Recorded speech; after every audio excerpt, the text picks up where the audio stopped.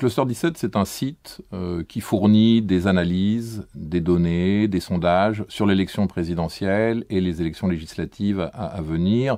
Le projet, c'est de fournir aux citoyens des éléments de décryptage de la campagne, de leur permettre de comprendre les logiques, les dynamiques de ce qui se produit en temps quasi réel, à partir d'outils qui sont issus de recherches sociologiques et statistiques sur le vote.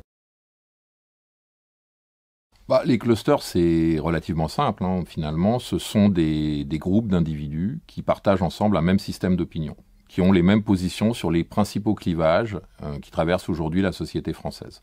Donc en gros, si on veut dire les choses de manière très simple, ce sont des groupes d'individus qui ont une même sensibilité idéologique. On a appelé ça cluster parce qu'en statistique, la méthode s'appelle clustering des données et que les statisticiens appellent les groupes qui sont construits à partir de ces techniques statistiques des clusters. Et nous-mêmes, on a travaillé donc plusieurs années sur ce projet et on s'est habitué à ce terme. On les désignait cluster 1, cluster 4, etc. Et donc, quand on a créé le site, ça nous a finalement semblé assez naturel de continuer à appeler ces groupes des clusters. Ça sert à répondre à une question qui est finalement une question très simple, que se posent sans doute toutes les personnes qui suivent la politique, qui s'intéressent à la politique. C'est qui est susceptible de voter pour qui et pour quelles raisons. Donc en gros, c'est un outil qui permet de bien comprendre la demande électorale, les dynamiques de campagne, les hésitations des électeurs. Et donc c'est un outil de décryptage d'une campagne électorale. De manière tout à fait traditionnelle, nous faisons des sondages sur de gros échantillons parce qu'il faut que les échantillons soient importants quand on veut faire des segmentations, des clusterisations. Sinon, on n'atteint pas un niveau de robustesse statistique satisfaisant. Donc sur des grands échantillons, à la française, j'ai envie de dire, selon la méthode des quotas. Donc ce sont de gros échantillons représentatifs construits par quotas.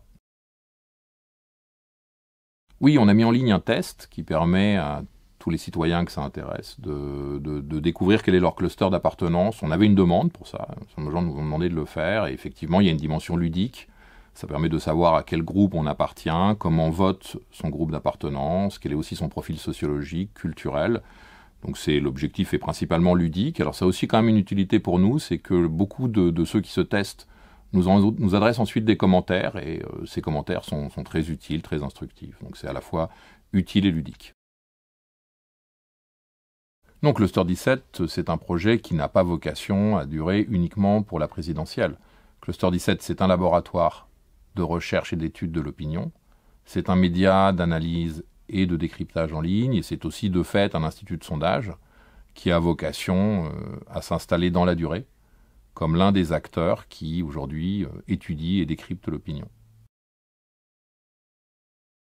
Mon intuition, c'est que le numérique a profondément et va encore profondément transformer le monde des études d'opinion, le monde des sondages. Et j'aurais tendance à penser que l'institut de sondage de demain, c'est la réunion entre des chercheurs, des statisticiens, des ingénieurs, des analystes compétents, de haut niveau, et d'une très bonne base de données. Je pense que c'est comme ça que j'imagine l'institut de sondage de demain.